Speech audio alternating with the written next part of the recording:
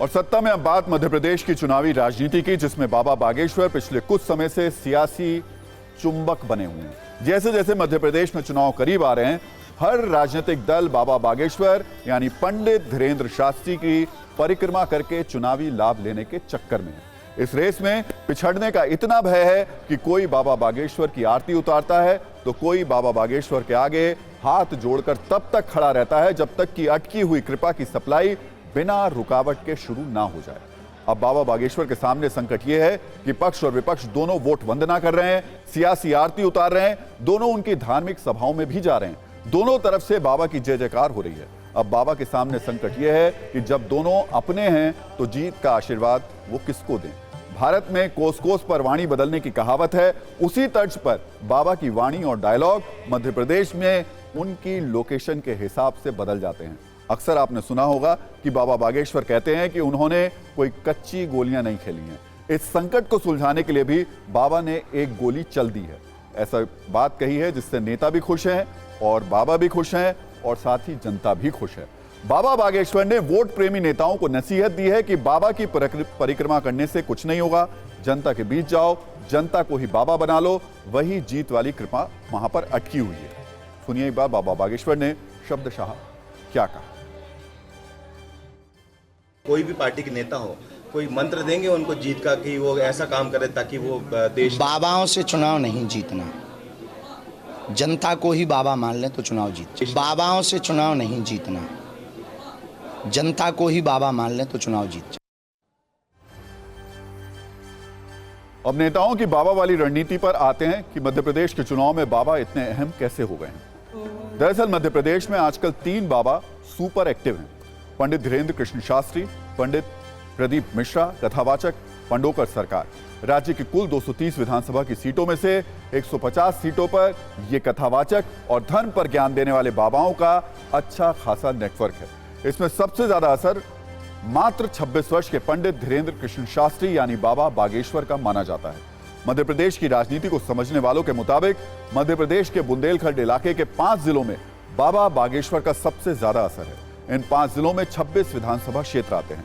बुंदेलखंड के छतरपुर में बाबा बागेश्वर धाम है, जिसके कारण आसपास के क्षेत्र में बाबा का अक्सर लोगों में बहुत ज्यादा असर देखने को मिलता है। इसके अलावा मध्य प्रदेश की कुल 230 सीटों में 82 सीटें आरक्षित हैं, 47 सीटें अनुसूचित जनजाति के लिए हैं और 35 सीटें अनुसूचित जाति के लिए आरक्षित हैं।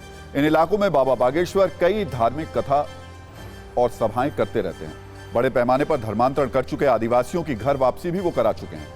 बाबा बागेश्वर के जरिए बीजेपी इन आदिवासियों को अपनी तरफ खींचना चाहती है। पिछले चुनाव में सुरक्षित सीटों पर बीजेपी को घाटा हुआ था, इसकी भरपाई बाबा बागेश्वर के जरिए करने की कोशिश की जा रही है। इसलिए कभी शिवराज सिंह चौहान तो कभी बीजेपी के दूसरे नेता बाबा के सामने नतमस्तक होते रहते हैं। कांग्रेस भी ये बात समझ रही है कि अगर बाबा बागेश्वर ने बीजेपी की मदद की तो थोड़ा नुकसान तो होगा, जो गलाकाट प्रतियोगिता की स्थिति में भारी पड़ सकता है। इसलिए खुद कमलनाथ कभी आरती उतारते हैं, कभी उनके बेटे बाबा के सामने नतमस्तक होते हैं। वैसे बिना आरक्षित वाली सीटों पर भी बीजेपी को बाबा बागेश्वर से फायदा मिलने का अनुमान है। दरअसल बाबा बागेश्वर जिस हिंदुत्व को आगे बढ़ाने की बात करते हैं, बीजेपी को वो सूट करता है। पंडित धीरेन्द्र कृष्ण शास्त्री भी हिंदू राष्ट्र की बात करते हैं और बीजेपी के अंदर से भी ऐसी बातें आती रहती हैं। पंडित धीरेन्द्र कृष्ण शास्त्री युवा हैं, युवाओं को अपनी ओर आकर्षित करते हैं। बीजेपी मानकर चल रही है कि बाबा बागेश्वर की तरफ आकर्षित होने वाले युवा अगर चुनाव में उनका समर्थन कर दें तो वो कांग्रेस पर आसानी से बढ़त बना लेंगे। इसी बात का डर कांग्रेस को है, इसलिए एमपी कांग्रेस ने सबसे बड़े जो उनके नेता हैं कमलनाथ, वो ये उनको कहना पड़ता है कि भारत तो हिंदू राष्ट्र ही है।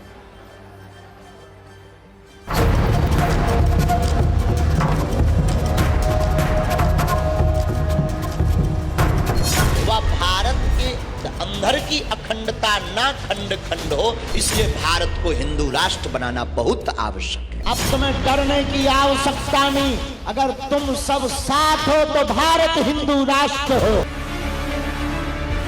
जनता को ही बाबा मान ले तो चुनाव जीत। बाबाओं से चुनाव नहीं जीतना।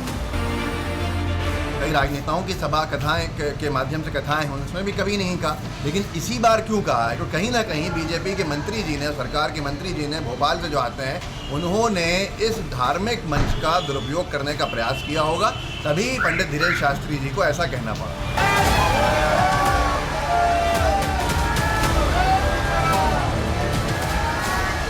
मैं निश्चित रूप से जनता ही भगवान है, उनकी सेवा हमें करनी चाहिए। सेवा करोगे तो भगवान प्रसाद जरूर देता है।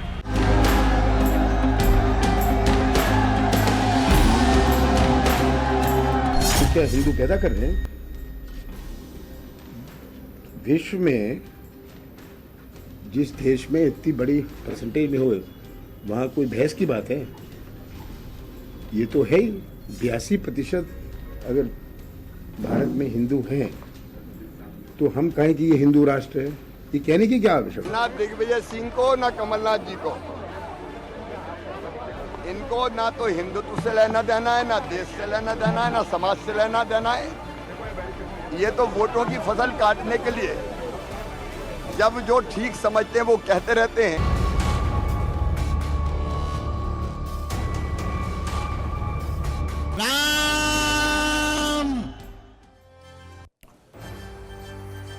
वैसे मध्य प्रदेश में साधु संत, साध्वी और बाबा हमेशा से पॉलिटिकली एक्टिव रहे हैं। वर्ष 2018 के विधानसभा चुनाव से पहले भी एमपी में बाबाओं ने राजनीति का अच्छा खासा स्पेस लिया था।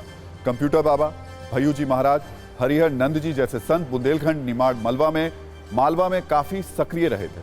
2018 से पहले और कुछ दिनों तक कंप्यूटर बाबा का जलवा तो ऐसा था कि शिवराज सिंह चौहान सरकार ने उन्हें राज्य मंत्री का दर्जा दे दिया था। बाद में कमलनाथ सरकार ने उन्हें कैबिनेट मंत्री का दर्जा दे दिया। आज एमपी में चुनाव से पहले जिस तरह से बाबाओं की चर्चा हो रही है वो नया बिल्कुल भी नहीं है। मध्य प्रदेश की राजनीति बाबाओं के इर्द गिर्द हमेशा से घूमती रही है। ये बात सभी बाबा समझते भी हैं और सियासी चुंबक बनकर नेताओं को अपनी परिक्रमा करवाते भी हैं।